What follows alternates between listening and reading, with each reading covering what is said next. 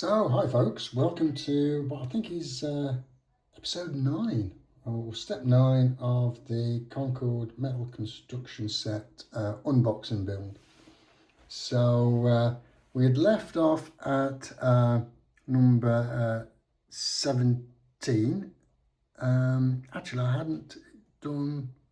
No, we left off at 16, that was it, left off at 16. And I was going to do 17 and 18 offline. So let's just see where I am now. And as you can see, I got a bit carried away and I even did the stickers. So I went all the way to the end. Let me just get this in a little bit better position and probably just turn it around. Yeah. Here it is. So let me just talk you through the various steps that I did. So we went on to 17, which was the tail plane. Yeah. Basically the rear part of the Concorde. Now, interestingly enough, the tail plane here was actually step 1. So if we go back, we can actually see, here we are, step 1, we build this up. But quite quickly, as you can see, it's here it's fitted. I'm going to bring this up a bit closer. Actually, that just needs to be pushed on there a little bit, centered. So, but quite quickly I realized that although they get you to build it up, if you're going to fit this onto the model correctly, you're going to have to immediately deassemble it, because how it works is it splays out the back like this. So you have to put you get this U-shaped bracket, which I had to bend, and I wasn't particularly happy how I bent that actually. I ended up bending there. I put it in a vise, and I shouldn't have really done that. I should have had something which clamped it there and just bent the two sides in. But yeah, that's won't do that again. And what you have to do is you have to insert that there. You put your screw there, and when you've got these 2 screws here. Now that by itself, and so you're basically bending these plates. And these plates, as I said, the gauge of the metal it's thicker than the original Meccano.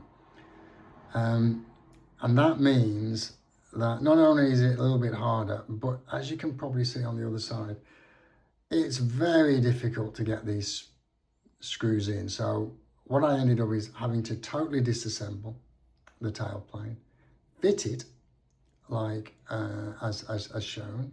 Basically, you've got the rear clamp set up like that, and then the front is held with these 2 brackets, and it's just held with friction against the thread, but it works quite nicely.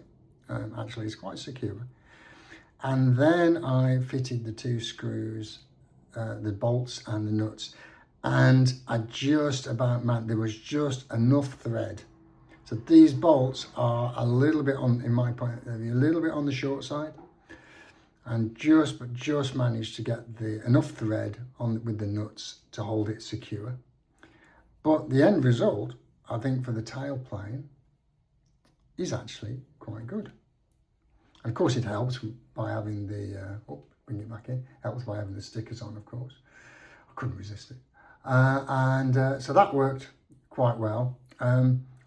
One tiny point is that on the real Concorde, it starts to tear. You see, it starts to taper in. Actually, on the real Concorde, it would go to a point.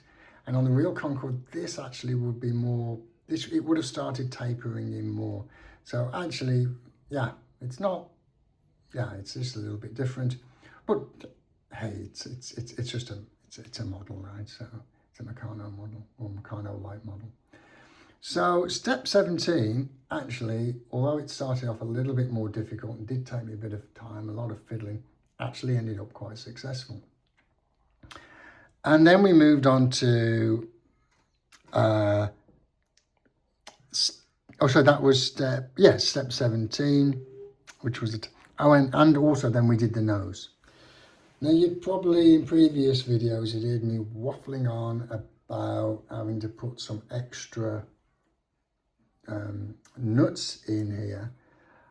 I then finally came to a realization that reason I needed the extra nuts is I had the larger, the two-hole, I don't know what you would call that, sort of like small bracket it's got an oval hole and a complete round hole. And I had the oval hole, let me get a pointer, a screwdriver. I had based on the picture, I thought the larger oval hole went there and just a round hole went there. And what that meant, that this was always loose, and that's why I thought I had to put this nut there. Eventually I decided to turn it around and tighten these up here, and push that in as far as I can, and that meant that this was just much more secure. So you can see you could still push it over. It was much better before. Still push it over, but it didn't drop down as much, and that meant that actually I was building it exactly as per the instructions. In ideal, I think what you really need to do is, if you're going to make it, there was no gaps, you'd have to do a custom bracket actually. Put that bolt here, have it so that this bolt is pressing against the panel here, and really have this really brought in close. But that would require a bit of basically modifying or making a custom 3-spacer bracket, which I might do in the future, but not right now. And so I've stick to my original plan of trying to keep it just like the instructions, and that's why I've kept this. I haven't put the spacer in there. As I've mentioned, if you want to get this really nice and straight, you have to put some type of filler in there to make it really flat. It's not as I guess it's I mean, when you start putting the stickers on, it does really help with the optical illusion of the nose coming down a bit more. It doesn't look as good without the stickers. As soon as you put the stickers on, it helps.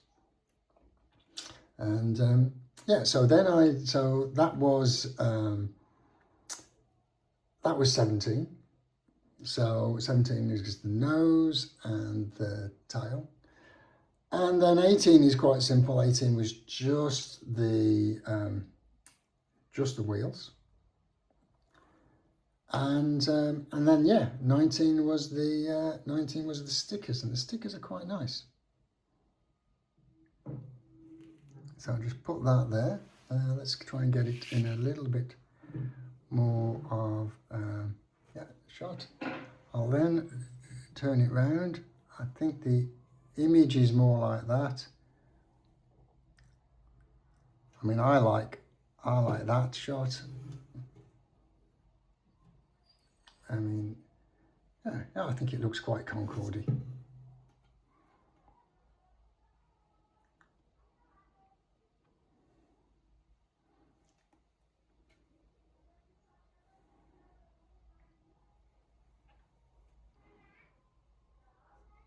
I'm quite pleased with that. Dimension wise, it's roughly 1/200. I think the length is probably about 110. What is not, yeah, so there's different things. The fuselage is about 180 scale. So that means actually this model, it's got like the fuselage is a bit bigger compared to the wings and the length. There is, I think, I did find that Meccano did do, or French Meccano did do an original, a Concorde for Marks and Spencer's a long time ago. Around about, well, say a long time ago, 20 years ago in the 2000s. And there it had a thinner, the diameter of the fuselage would have been smaller. So that might have been more to scale. So Yeah, so this is about 180. I think the length, 180 scale. So 1 to 80 scale. The length is about 1 to 110 scale. I think the width is a bit similar. Oh no, I think the length is about 1 to 100 scale and the width is about 1 to 110 scale. So the fuselage is a little bit chubby, and the wings aren't as big. But hey, I mean, you know, on average, around about 1 to 100 scale, which isn't bad. So yeah, so there you have it. The Concorde metal construction set by purchased really at it's by this company DE. Oh, let me get the thing. It's dexc.co.uk, but bought from Brooklands museum. Said by my sister, just to help me with the neuropathy on my fingers, and it certainly did help. So I'll be putting that in my display cabinet and looking forward to starting on another Meccano-like project. Okay, folks, thank you very much. Bye.